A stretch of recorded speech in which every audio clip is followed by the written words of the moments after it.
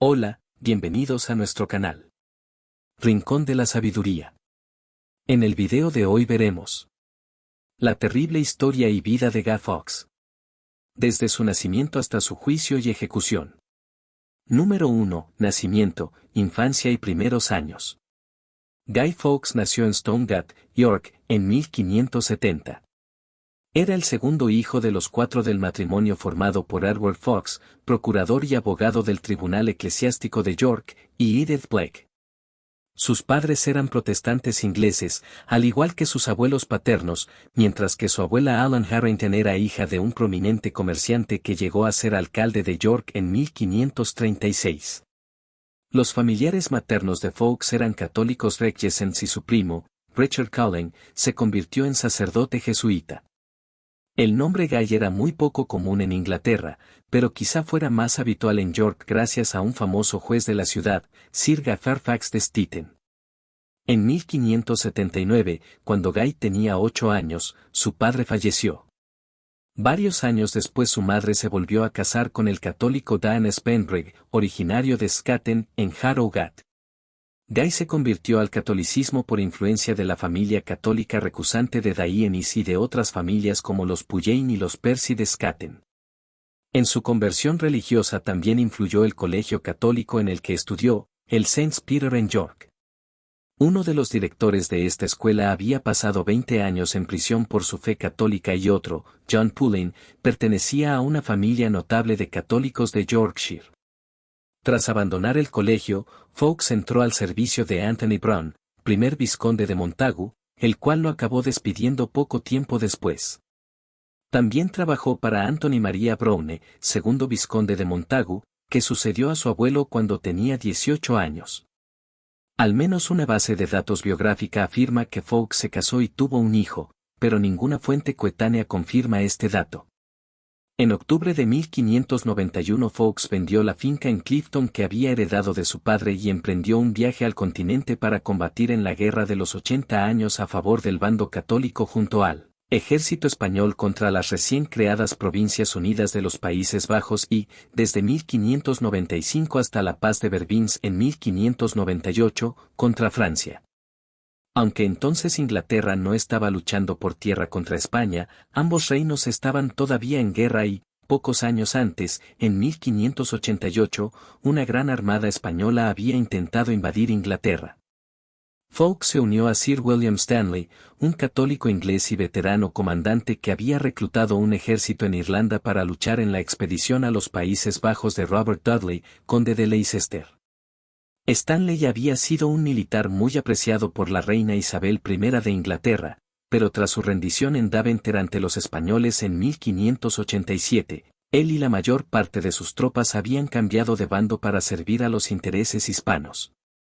Fawkes fue ascendido a alférez y combatió en el asedio de Calais en 1596. En 1603 fue recomendado para el ascenso a capitán. Ese mismo año viajó a España, concretamente a Valladolid, ya que la corte real se había instalado allí, en busca de apoyos para una rebelión católica en Inglaterra y aprovechó la ocasión para adoptar la forma latinizada de su nombre, Guido. Aunque en España fue recibido con cortesía, la corte del rey Felipe III no quiso ofrecerle ningún apoyo. Número 2. La conspiración. En 1604 Guy Fawkes se unió a un pequeño grupo de católicos ingleses liderados por Robert Catesby que planeaban asesinar al rey protestante de Inglaterra Jacobo I y entronizar en su lugar a la princesa Isabel III en la línea sucesoria. Oswald Tesimond, un cura jesuita y antiguo amigo de escuela, describió así a Fawkes: es de trato agradable y carácter alegre, nada pendenciero y leal a sus amigos. Tesimond también afirmó que era un hombre muy habilidoso en las artes de la guerra, y que poseía una mezcla de piedad y profesionalismo con las que se ganó el aprecio de sus compañeros en la conspiración. El primer encuentro entre los 5 principales conspiradores se celebró el sábado 20 de mayo de 1604 en el Duck and Drake, un local situado en el concurrido distrito del Strand de Londres. Catesby ya había propuesto, en un encuentro previo con Thomas Winter y John Wright, matar al rey y a todo su gobierno haciendo estallar la casa del Parlamento con pólvora. Winter, que en un principio puso objeciones a ese plan, acabó siendo convencido por Catesby para que viajara al continente en busca de ayuda. Wintour se reunió en Londres con Juan Fernández de Velasco y Tobar, condestable de Castilla, con el espía galés exiliado Hugh Owen y con Sir William Stanley, el cual le hizo saber que Catesby no recibiría ninguna ayuda desde España. Uno de los conspiradores, Thomas Percy, fue ascendido en junio de 1604 y obtuvo así acceso a una casa en Londres que pertenecía a John Wenier, encargado del vestidor del rey.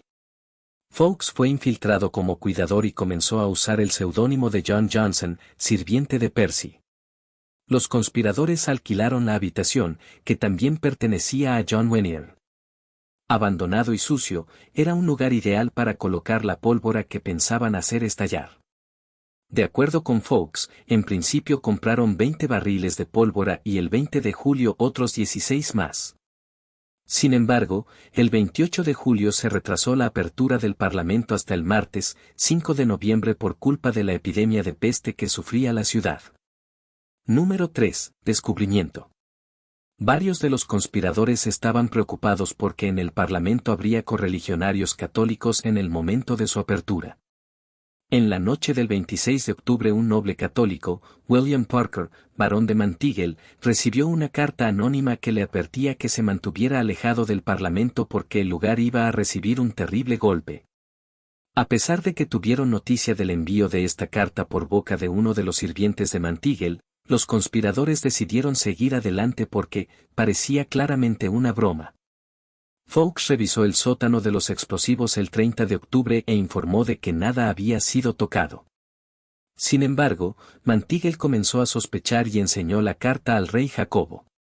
El monarca ordenó a Sir Thomas Never que procediera a un registro de los sótanos bajo el Parlamento, el cual se llevó a cabo en las primeras horas del 5 de noviembre. Fawkes estaba en su puesto de vigía desde la noche anterior, equipado con material incendiario y un reloj de bolsillo que le había dado Percy, porque debía saber cómo pasaban las horas. Fue descubierto y arrestado mientras salía del sótano, poco después de la medianoche. Dentro, las autoridades hallaron los barriles de pólvora ocultos bajo pilas de leña y carbón. Número 4. Tortura. Fawkes dijo llamarse John Johnson en su primer interrogatorio ante miembros de la Cámara Privada del Rey, durante el cual mantuvo una actitud desafiante. Se identificó a sí mismo como un católico de 36 años originario de Nededal en Yorkshire y afirmó que el nombre de su padre era Thomas y el de su madre Edith Jackson. Sobre las cicatrices en su cuerpo, dijo que eran secuelas de la enfermedad de la pleuresía. Admitió que su intención era hacer explotar la Cámara de los Lores y expresó su pesar por no haberlo conseguido. Su firme actitud ante las autoridades hizo que se ganara la admiración del rey Jacobo, que dijo que Fawkes poseía una resolución romana. Esta admiración, sin embargo, no impidió que el monarca ordenara el 6 de noviembre que el prisionero fuera torturado para que revelara los nombres del resto de los conspiradores. Al día siguiente Fawkes fue trasladado a la Torre de Londres. Sir William Wadd, teniente de la Torre de Londres, supervisó la tortura y obtuvo la confesión de Fawkes. Cacheó al detenido y encontró una carta, dirigida a Guy Fawkes, pero para sorpresa de Wadd el prisionero permaneció en silencio sin revelar nada de la conspiración o sus autores. Fawkes reveló su verdadero nombre el 7 de noviembre y dijo a sus interrogadores que había 5 personas implicadas en la conspiración para matar al rey. Comenzó a revelar sus nombres el día 8 y contó el plan para entronizar a la princesa Isabel. En su tercera confesión, el día 9, implicó a Frances Tresham. Después de la conspiración de Ridolfi de 1571, los prisioneros debían dictar sus confesiones, copiarlas y firmarlas, si todavía podían hacerlo. Aunque no se sabe con certeza si llegó a ser torturado en el potro, la firma garabateada de Fawkes deja testimonio del sufrimiento que le infligieron sus interrogadores. Número 5. Juicio y ejecución. El juicio a los 8 conspiradores detenidos comenzó el lunes 27 de enero de 1606. Fawkes fue trasladado en la misma barcaza desde la Torre de Londres hasta Westminster con los otros 7 confabulados. Permanecieron encerrados en la cámara estrellada antes de ser llevados al Salón Westminster, donde fueron ubicados en un cadalso levantado al efecto. El rey y sus parientes más allegados observaron a escondidas cómo los lores comisarios leían la lista de cargos contra los detenidos. Fawkes fue identificado como Guido Fawkes, también llamado Guido Johnson. Fawkes se declaró inocente, a pesar de su aparente aceptación de culpabilidad desde que fuera detenido. La sentencia nunca estuvo en duda. El jurado encontró culpables a todos los acusados y el Lord Jefe de la Justicia, Sir John Popham, los sentenció por alta traición. El 31 de enero de 1606, Fawkes y otros 3 condenados, Thomas Winter, Ambrose Rookwood y Robert Keyes, fueron arrastrados desde la torre atados sobre unas vallas de zarzo hasta el patio del Palacio Viejo de Westminster, frente al edificio que habían intentado destruir. Sus compañeros de conspiración fueron ahorcados y descuartizados antes que él. Fawkes fue el último en subir al cadalso y pidió clemencia al rey y al Estado al tiempo que sostenía sus cruces cristianas. Debilitado por la tortura y ayudado por el verdugo, Fawkes comenzó a subir la escalera hacia la soga en que iba a ser ahorcado, pero ya fuera porque saltó del cadalso o porque la soga estaba mal colocada, consiguió evitar la agonía de la última parte de la ejecución rompiéndose el cuello. A pesar de todo, su cuerpo sin vida fue descuartizado y, como era costumbre, las partes se distribuyeron, a las 4 esquinas del reino, para ser exhibidas como advertencia a otros traidores. Número 6. Legado.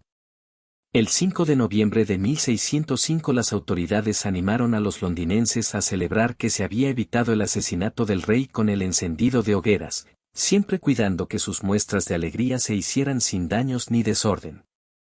Una ley del Parlamento, que estuvo en vigor hasta 1859, designó cada 5 de noviembre como Día de Acción de Gracias por la Jornada de Feliz Liberación. Aunque Guy Fawkes solo era uno de los 13 conspiradores, en la actualidad es el más conocido de todos ellos. En Gran Bretaña, el 5 de noviembre se ha llamado de varias maneras como Noche de Guy Fawkes, Día de Guy Fawkes, la Noche del Complot o la Noche de las Hogueras. Esta última denominación directamente relacionada con la celebración original de 1605.